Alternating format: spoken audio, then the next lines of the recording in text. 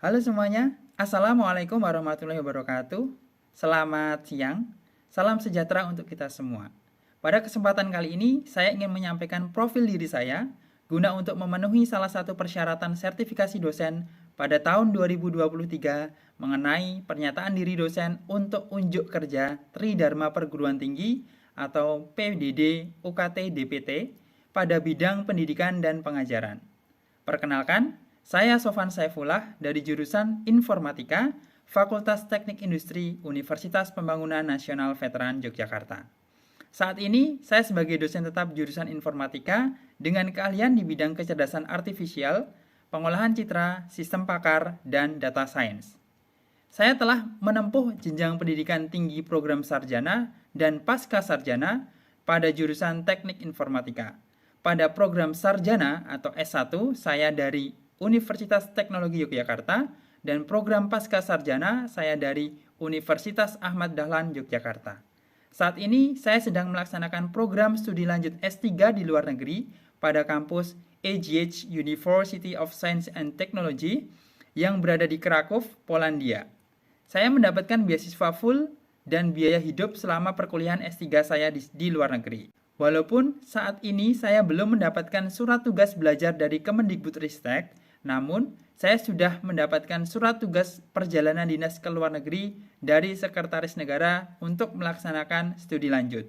Sehingga saat ini saya sudah melaksanakan tugas belajar dan melaksanakan studi lanjut di Polandia.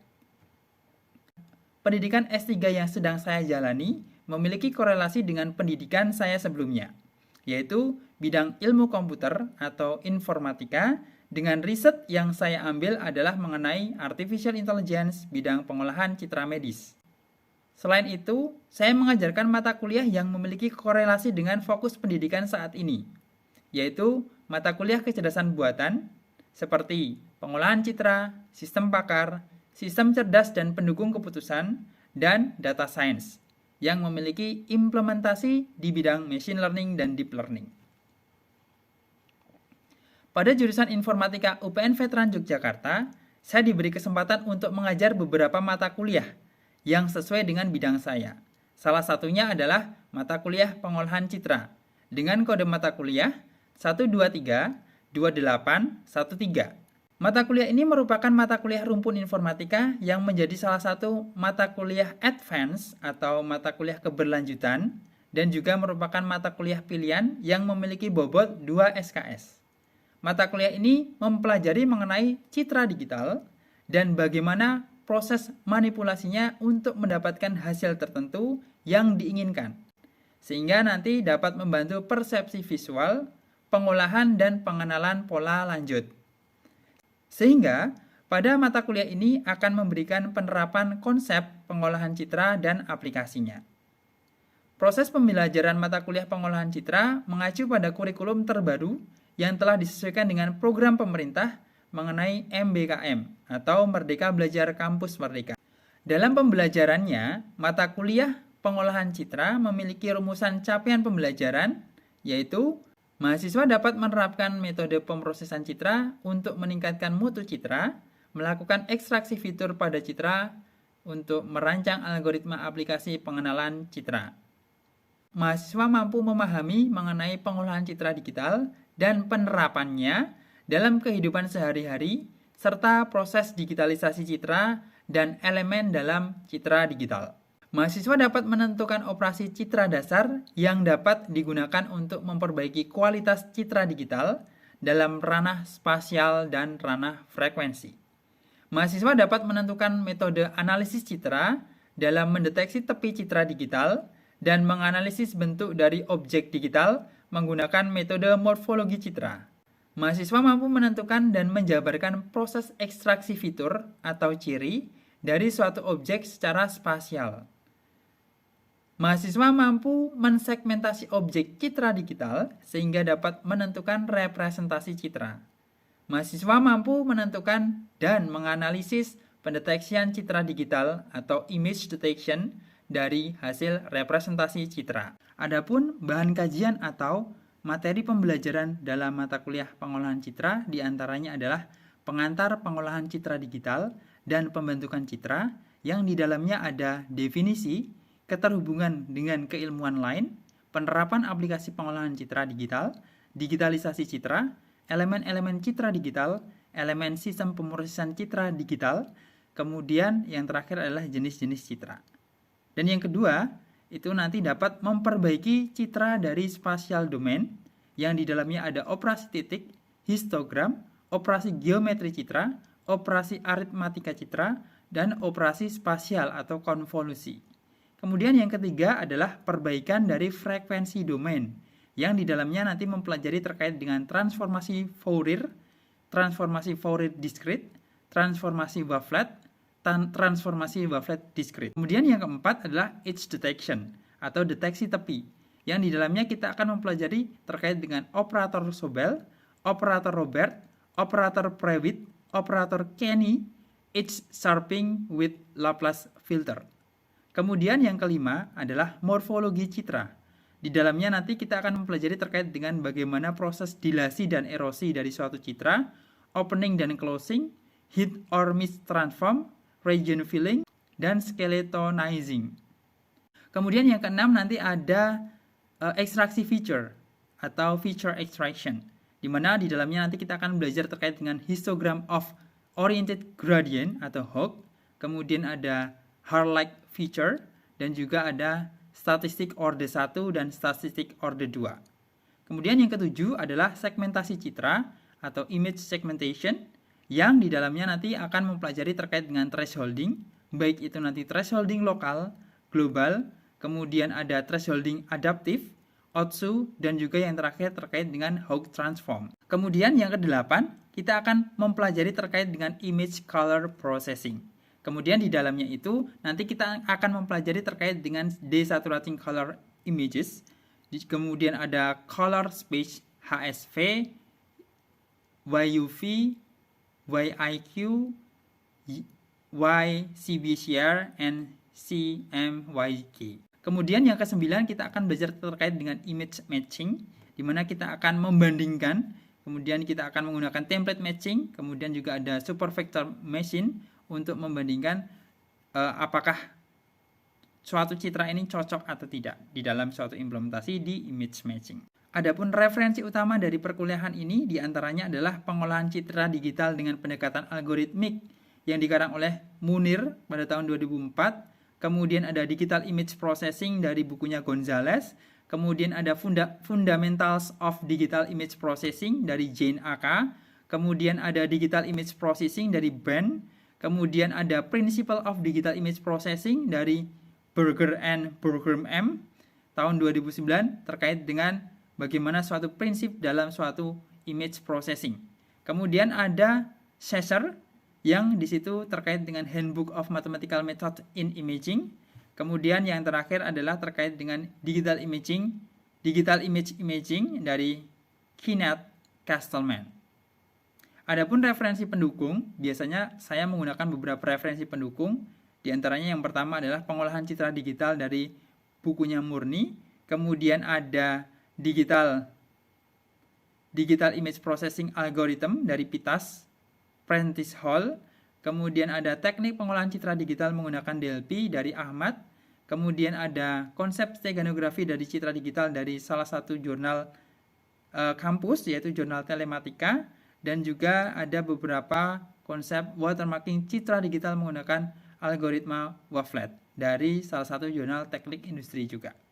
Sehingga untuk sumber pustaka, saya tidak akan membatasi kepada teman-teman untuk mencari referensi sebanyak-banyaknya dari semua sumber yang dikatakan atau bisa dikatakan sebagai suatu sumber yang valid. Sehingga nanti bisa dikembangkan dengan pengetahuan dan juga membaca maupun mencari referensi-referensi terkait dengan pengolahan citra digital. Kemudian untuk perkuliahan ini kita nanti akan plotkan bahwasanya untuk perkuliahan ini dalam satu semester itu akan dilaksanakan selama 16 kali, di mana di pertengahan yang pertama itu adalah nanti ada UTS, dan yang kedua adalah yang terakhir itu nanti kita ada UAS. Kemudian di dalamnya nanti ada beberapa kajian yang sudah saya sampaikan tadi, ada materi-materi yang perlu disampaikan kepada mahasiswa. Dan untuk proses pembelajarannya nanti kita bisa menggunakan dua metode pembelajaran. Yang pertama adalah luring, kemudian yang kedua adalah daring. Jadi luring kita nanti akan bertemu di kelas, melakukan pembelajaran, melakukan diskusi, melakukan tanya jawab, dan juga melakukan suatu pembelajaran seperti biasanya, seperti halnya normal ketika kita melakukan pembelajaran di kelas. Kemudian untuk daring nanti kita akan menggunakan platform e-learning. Kalau yang di UPN kita menggunakan spada.upnyk.ac.id. Kemudian nanti di situ nanti kita bisa menggunakan video conference, kemudian bisa menggunakan video pembelajaran online, maupun di situ kita akan share terkait dengan materi-materi yang akan kita pelajari selama 1 semester terkait dengan pengolahan citra, dan juga nanti ada beberapa kajian-kajian yang mungkin kita akan combine dari lecture atau pembelajaran dari beberapa sumber dari YouTube maupun dari video-video yang berkait dengan pengolahan citra dan pengembangannya. Kemudian di dalamnya nanti ada beberapa tugas-tugas yang nanti kita sampaikan di e-learning, khususnya nanti biar terkontrol semua, teman-teman semua dapat melakukan proses pengecekan, kemudian juga proses update. Kemudian dalam perkuliahan ini nanti akan ada tugas, kemudian nanti akan ada proses pembelajaran, dan juga nanti akan ada proses pengecekan dengan evaluasi ujian. Ujiannya di UTS dan UAS. Adapun untuk tugasnya nanti akan saya share dan saya sampaikan di LMS atau Learning Management System, yaitu di spada.upnyk.ac.id. Kemudian di dalamnya untuk komponen-komponen penilaian dan juga bobotnya nanti ada 2 unsur. Yang pertama adalah hard skill, kemudian yang kedua adalah soft skill. Di mana hard skill itu terkait dengan pengetahuan di dalam pengolahan citra digital itu sendiri. Kemudian untuk yang soft skill itu adalah keaktifan dari mahasiswa, kreativitas mahasiswa dalam melakukan pembelajaran pengolahan citra selama 1 semester ini. Adapun bobotnya dan atau presentasi yang nanti kita akan berikan atau akan kita nilai untuk ujian akhir semester dan juga UTS itu masing-masing adalah 25%. Jadi nanti total 50% untuk proses untuk pengerjaan dari UTS dan UAS-nya. Kemudian yang kedua untuk tugasnya itu saya nanti plot 40%. Jadi dan yang sisanya itu adalah terkait dengan soft skill, yaitu kreativitas dan keaktifan mahasiswa. Ketika di situ nanti mahasiswa saya minta untuk melakukan presentasi, kemudian di situ ada proses tanya jawab di dalam suatu perkuliahan dan lain sebagainya, sehingga di situ akan memberikan poin kepada mahasiswa terkait dengan soft skill-nya. Adapun tugas-tugasnya, nanti yang pertama mungkin saya akan memberikan tugas terkait dengan bagaimana teman-teman itu bisa melaksanakan atau juga bisa melakukan suatu analisis. Jadi nanti saya minta untuk membaca sebuah artikel ilmiah, jadi mencari artikel ilmiah terkait dengan pengolahan citra, yang nanti proses implementasinya itu bagaimana. Kemudian juga nanti silahkan diberi rangkuman atau dirangkum gitu ya. Dirangkum, dilakukan analisis, dan juga nanti dia akan dipresentasikan ketika sudah selesai dalam 1 minggu. Jadi pada pertemuan minggu yang nanti akan kita lakukan, itu kita akan melakukan diskusi, kita akan melakukan presentasi. Sehingga nanti di situ akan mendapatkan gambaran jelas terkait dengan tugas apa yang telah dilakukan. Kemudian juga dalam suatu case pengolahan citra digital ini, karena dalam satu pengolahan citra digital ini adalah 2 SKS untuk di UPN sendiri ya, itu ada 2 SKS, sehingga nanti kita biasanya akan menambahkan beberapa poin terkait dengan tugas untuk implementasi dari masing-masing materi di pengolahan citra itu sendiri. Misalkan di situ nanti ada beberapa kasus untuk operasi citra gitu ya, operasi citra terkait dengan mungkin ada operasi geometri, aritmatika dan lain sebagainya. Nah, di situ teman-teman saya minta untuk melakukan keaktifan, mengerjakan atau melaksanakan pengkodingan atau coding menggunakan bahasa pemrograman bebas yang dapat digunakan untuk pengolahan citra. Misalkan nanti bisa menggunakan MATLAB, bisa menggunakan Python, bisa menggunakan C# dan lain sebagainya. Sehingga nanti ketika diimplementasikan, apa yang didapatkan itu dapat diimplementasikan dengan baik. Kemudian juga untuk tugasnya nanti dari perkuliahan ini akan mendapatkan suatu tugas akhir. Jadi tugas akhir di sini adalah base-nya adalah project, di mana project itu nanti teman-teman akan diminta untuk melakukan pengerjaan project akhir untuk membuat aplikasi pengolahan citra digital.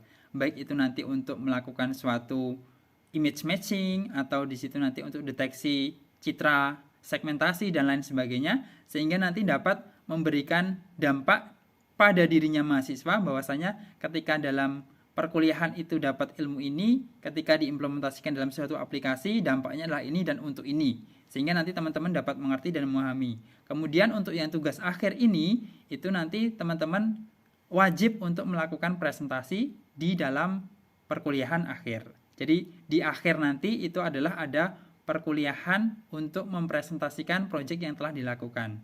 Di mana untuk proyek ini nanti di situ dapat menjadi katrol untuk proses pengerjaan UAS juga, karena base-nya UAS itu nanti dia adalah base dari tugas yang telah dikerjakan dan juga beberapa pengetahuan terkait semua materi yang ada di pengolahan citra yang telah kita pelajari. Assalamualaikum warahmatullahi wabarakatuh. Baik, di sini kita akan belajar terkait dengan pengolahan citra. Jadi bagaimana suatu citra itu dilakukan pemrosesan, akan tetapi di sini kita harus memberikan pengenalan terlebih dahulu. Pengenalan terkait dengan pengolahan citra, kemudian apa itu citra, kemudian bagaimana suatu citra itu terbentuk.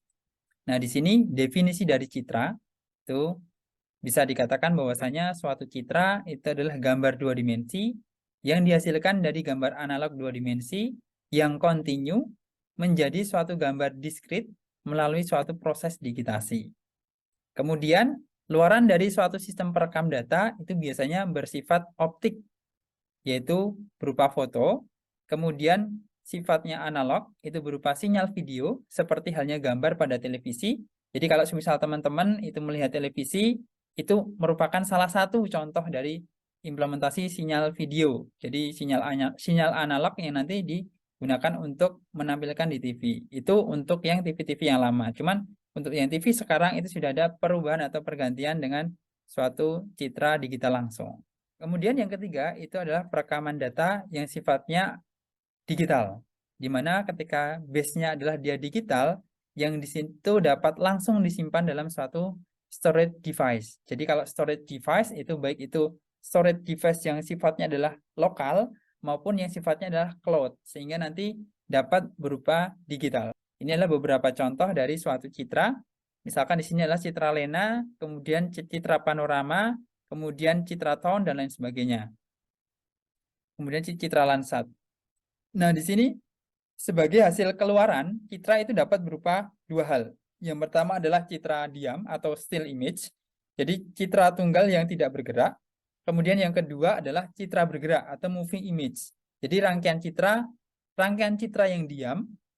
Kemudian yang kedua itu adalah citra bergerak atau moving image.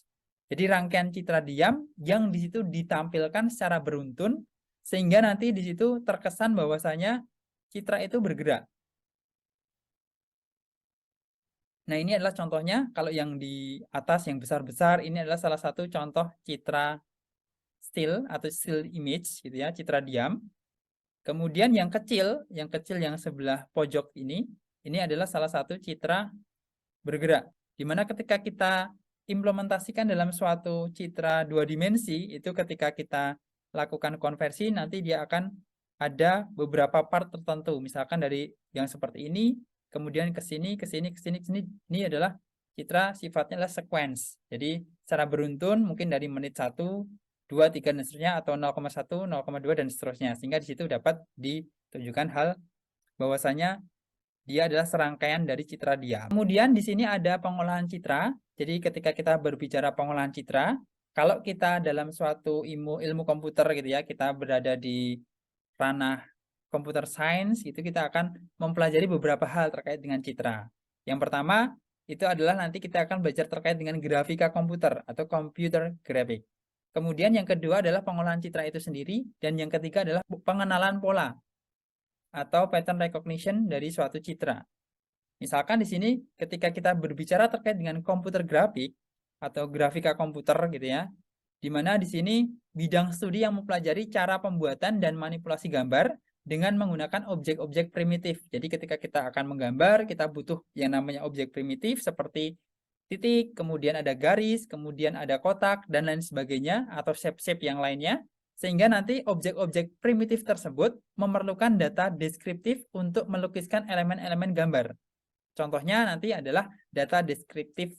Itu bisa dikatakan kita akan menggunakan data deskriptif seperti koordinat titik, kemudian ada panjang satu garis, kemudian ada jari-jari lingkaran, dan lain sebagainya. Sehingga nanti kita akan gunakan untuk pengolahan grafika. Jadi, dari suatu data deskriptif itu, kita akan gunakan suatu konsep dari grafika komputer untuk menghasilkan suatu citra atau gambar, gitu ya. Kemudian yang kedua, itu adalah pengolahan citra atau image processing. Jadi konsepnya adalah di situ akan memproses citra, khususnya dengan menggunakan komputer menjadi citra yang memiliki kualitas lebih baik. Jadi teknik-teknik pengolahan citra itu akan mentransformasikan citra menjadi citra yang lain. Misalkan di situ nanti kita akan menggunakan konsep segmentasi, kemudian akan memperbaiki kualitas citra, dan lain sebagainya. Cuman dalam suatu perkembangannya konsep image processing itu bisa sampai ke pattern recognition, sehingga di situ dapat mendeskripsikan suatu objek yang diinginkan. Misalkan dalam suatu image classification itu ya, atau klasifikasi citra. Nah, itu salah satu implementasi dari suatu citra. Jadi, kalau konsep yang dulu itu adalah citra yang dilakukan suatu pengolahan citra, kemudian di situ dia akan menghasilkan suatu citra baru yang nanti akan digunakan mungkin untuk pattern recognition, kemudian untuk classification dan lain sebagainya. Itu adalah konsep yang dulu, dan untuk perkembangannya sudah sampai maju atau image processing advance ke pemrosesan lanjutnya. Kemudian yang selanjutnya adalah pattern recognition, jadi mengelompokkan data numerik dan simbol-simbol termasuk dalam suatu citra secara otomatis yang nanti dia akan dilakukan oleh komputer dengan tujuan untuk mengenali suatu objek di dalam suatu citra tersebut. Sehingga hasil keluarannya berupa deskripsi dari objeknya. Jadi misalkan ada suatu citra, kemudian ketika dia dilakukan pengenalan pola, dia akan mendeskripsikan objeknya itu apa. Misalkan ketika kita akan melakukan suatu analisis tulisan gitu ya, atau mengubah tulisan tangan menjadi tulisan digital gitu, dan lain sebagainya, tanda tangan dan lain sebagainya, sehingga di situ nanti hasilnya adalah deskripsi dari objeknya. Nah, ini adalah salah satu contoh ketika kita melakukan programming gitu ya. Yang pertama di sini dari suatu program misalkan di sini ada program garis, kemudian di sini ada poin-poinnya, koordinatnya, kemudian ketika dilakukan suatu running, itu akan menghasilkan suatu gambar seperti ini. Nah, kemudian ini adalah salah satu contoh dari grafika komputer atau komputer grafik gitu ya. Kemudian kalau yang citra, misalkan di sini adalah citra segmentasi gitu ya. Misalkan segmentasi dari suatu citra Landsat, dari suatu citra asli, kemudian dilakukan pengolahan citra, itu dia akan menghasilkan citra yang seperti ini. Dengan misalkan di sini adalah ada segmentasi di bagian retakan dan lain sebagainya. Kemudian yang selanjutnya adalah pattern recognition. Misalkan di sini dia adalah untuk melakukan suatu konversi dari suatu tulisan tangan menjadi suatu huruf atau jadi suatu informasi tertentu gitu ya, atau deskripsi dari objeknya itu apa. Misalkan kalau di sini adalah salah satu tulisan tangan gitu ya, tulisan tangan huruf yang di situ dia akan, misalkan di sini adalah D, yang akan dikonversikan menjadi suatu tulisan atau suatu yang dibaca sebagai apa. Misalkan di situ D ketika dilakukan pengenalan pola, maka dia akan menghasilkan D juga. Sehingga di situ relate atau namanya bisa dikatakan bahwasanya citra dapat dideteksi dengan maksimal bahwasanya untuk pengenalan polanya itu adalah benar. Bahwasanya untuk tulisan itu dia memiliki deskripsi ini, seperti itu. Kemudian di sini terkait dengan keterkaitan antara grafika komputer, pengolahan citra, dan juga pengenalan pola. Jadi untuk yang grafika itu adalah berdasarkan pada data deskriptif, kemudian dia akan menghasilkan suatu citra, kemudian kalau citra dia adalah berdasarkan pada pemrosesan citra menjadi suatu citra baru, kemudian kalau pengenalan pola biasanya di situ dari suatu citra menjadi suatu deskriptif. Cuman untuk pengolahan citra itu seperti yang saya sampaikan tadi bahwasanya bisa berasal dari citra kemudian sampai ke proses deskripsi. Jadi ada beberapa referensi yang menyatakan seperti itu, sehingga bebas ketika teman-teman mau menggunakan suatu pengolahan citra baik itu ketika teman-teman akan mengimplementasikan dalam suatu penelitian nanti ya, penelitian di bidang image processing khususnya, nanti dari citra ke citra, ataupun dari citra ke deskriptif, ataupun nanti dari citra ke sesuatu yang advance, kedua-duanya. Jadi bisa segmentasi dan juga deskripsi. Sehingga salah satu contohnya adalah ketika kita berbicara terkait dengan medical image gitu ya, atau pengolahan citra medis. Itu ada beberapa penelitian terkait dengan bagaimana suatu citra medis itu dapat disegmentasi dan juga dideskripsikan dalam satu waktu gitu. Oke, di sini untuk yang operasi pengolahan citra. Jadi secara umum nanti untuk pengolahan citra itu dapat diklasifikasikan dalam beberapa jenis operasi. Yang pertama itu adalah perbaikan kualitas citra atau image enhancement. Jadi jenis operasi ini, operasi image enhancement itu nanti akan memperbaiki kualitas citra dengan memanipulasi parameter-parameter citra. Kemudian dengan operasi-operasi ini, ciri-ciri khusus yang terdapat pada citra itu nanti akan ditonjolkan sehingga nanti kualitasnya lebih nampak, lebih terlihat jelas, lebih pokoknya sesuai dengan yang diinginkan. Sehingga nanti untuk pemrosesan selanjutnya itu dapat memberikan efek atau memberikan dampak yang lebih baik.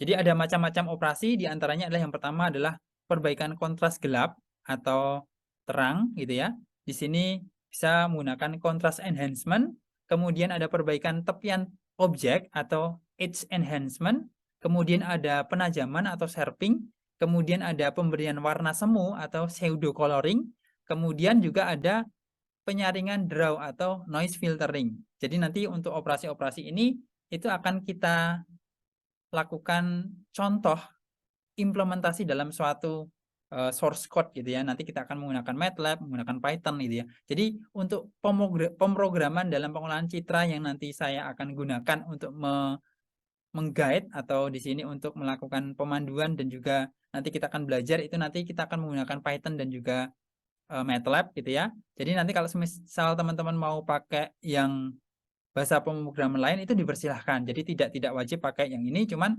nanti tools yang akan digunakan di sini adalah seperti itu. Jadi nanti kalau misal teman-teman buat skripsi terkait dengan pengolahan citra gitu ya. Pengolahan citra itu nanti misalkan base-nya adalah website, kemudian di situ nanti bisa dikombin gitu ya menggunakan Python juga dan lain sebagainya sehingga lebih optimal gitu ya ketika diimplementasikan dalam suatu case tertentu. Tapi jawabnya nanti yang singkat-singkat aja.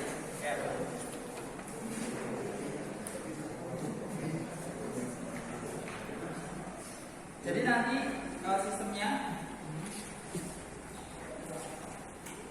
nanti kan ada contoh studi kasus, nanti implementasikan di sini untuk menjawab ini apakah sesuai atau tidak. Jadi intinya saya akan melakukan pretest dan post test dengan soal yang sama. Jadi kalau misal semua sekarang benar berarti nanti harus meningkat. Nah nanti yang saya lihat yang terakhir, yang post. Oke mas.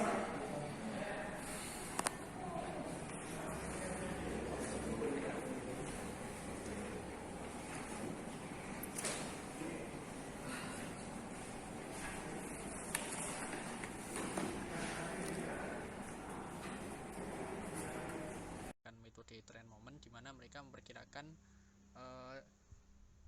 sebuah barang menjadi sebuah tren pada sebuah waktu. Mereka menggunakan data yang sudah ada dari sebuah variabel, kemudian itu nanti akan dimasukkan ke dalam sebuah rumus. Kemudian untuk yang artikel ketiga, mereka menggunakan single moving average, di mana dia hampir mirip dari artikel yang pertama, yang sama-sama menggunakan rumus matematika. Untuk pertanyaan dari Mas Nurhendra perihal tentang rumus yang digunakan, kita mengambil dari artikel yang kedua. Di situ dia ada rumus pertama untuk forecastingnya itu sendiri, yaitu ada Y sama dengan A plus BX, dengan A itu bilangan konstan, kemudian B itu juga ada koefisien garis trennya. Untuk X itu adalah indeks waktunya sendiri. Nah, untuk mencari A dan B nya itu sendiri memiliki rumusnya sendiri di bagian bawah, di mana rumus ini digunakan untuk mencari nilai A dan B yang ada. Kemudian nanti ada indeks penjualan juga, di mana di indeks penjualan itu dihitung dari rata-rata penjualan bulan tertentu dengan rata-rata penjualan per bulannya. Ketika nilai-nilainya yang di atas sudah didapat, maka akan dimasukkan ke rumus yang pertama tadi, dan nanti akan ketemu hasil ramalannya dengan tren momen.